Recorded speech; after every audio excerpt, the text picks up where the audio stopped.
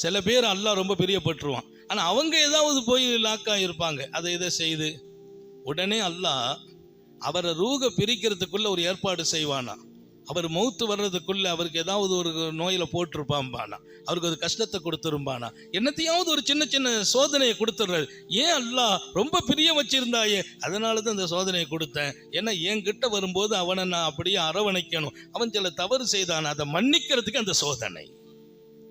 எங்கிட்ட நடந்த தவறை மன்னிக்க தான் சோதனை. ஒரு சின்ன கவலையை கொடுத்துருவானா அல்லாஹ். ஏன் கவலையை கொடுத்தாய்? கவலையே இல்லாத ஆளாச்சே.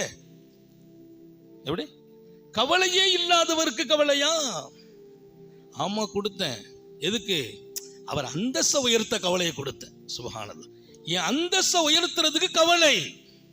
நம்ம நிறைய பேர் சொல்றோம்ல, ஒரே கவலையா இருக்காது, ஒரே கவலை. என்ன கவலை? கவலைங்கிறதுலாம் ஒன்றும் மேட்ரு இல்லை. கவலைலாம் படக்கூடாது.